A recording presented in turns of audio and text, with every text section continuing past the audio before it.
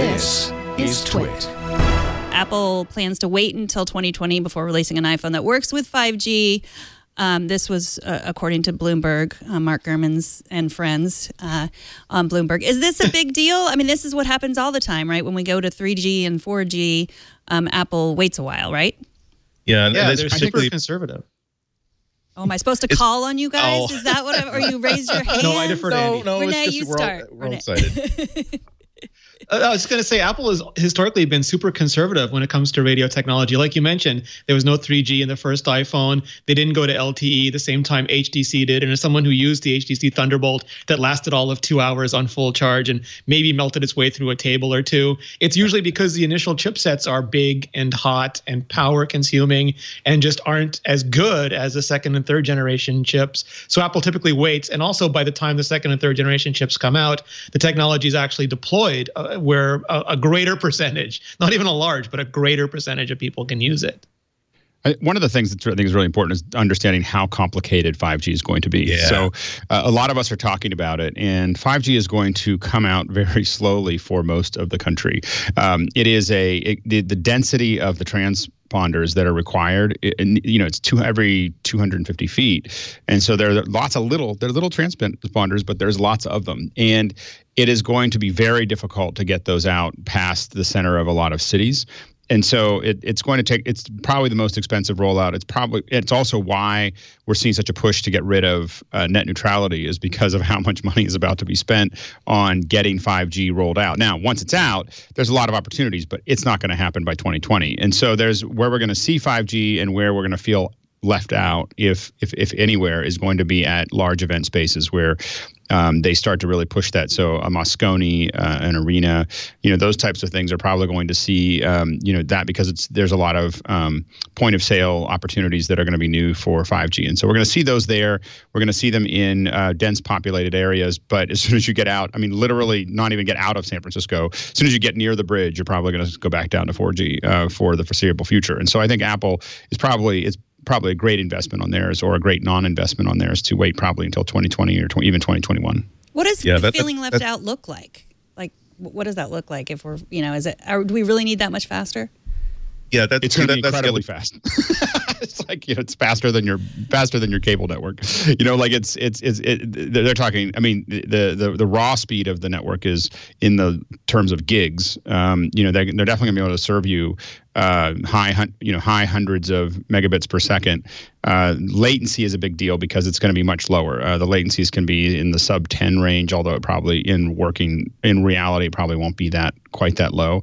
But it's a completely different. It's as fast or faster than your home network. What we're really looking at is for 5G is eventually getting to a point where you don't have cable at home and a Wi-Fi network, and it's probably why Apple.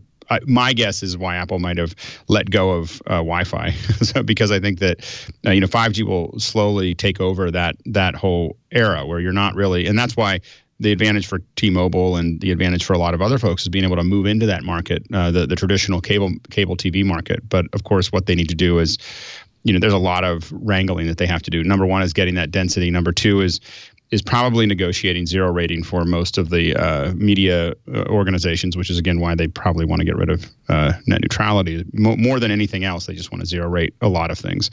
And so there's all of that's going to be a wrestling match that's going to happen over the next 2 or 3 years. And so Apple, to the point that Renee made, all the chips will be expensive. They'll be power hungry.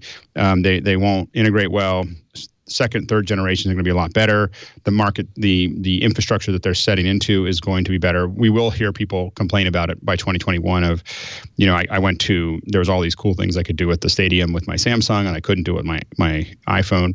But we're pretty far out. It's going to take a long time and a lot of money to get the 5G market, set up. Andy? Right now, the problem is that 5G is a solution for want of a problem. One of the reasons why LTE really took everyone by storm is that it solves so many problems. There are people with phones who are like, God, why can't I watch Netflix on the bus, or why can't I upload this 1080p video to my friends and to my feed and why do I have to wait an hour for this thing to upload? Whereas with 5G, LTE is fine for everything that people do with mobile right now. So what it's going to take is for someone to come up with the killer app or the killer product, whether it's wearables that are constantly communicating what you're seeing to someone else and constantly having to receive what other people are seeing, or whether it's just simply the idea of cable companies wanting to stop having to lay new cable and wanting to simply build towers instead. It's going to take a long time for anybody to adopt. Even the Motorola, I think, was bragging about how this new phone that they're selling is going to be the first one that will be 5G compatible, because it's that model that they have where it has pogo pins in the back so you can slap on like a camera, slap on a battery. So they're promising that sometime in the future they're going to build like a 5G thing you can slap onto that. Samsung too has said one 5G phone next year, and you know that they're pretty much planning that they're only going to be selling it to people who are in the business who need to test out 5G networks. So yeah, it could take a few years for this to become important. And even when it becomes important, it might not be important for a phone to have it.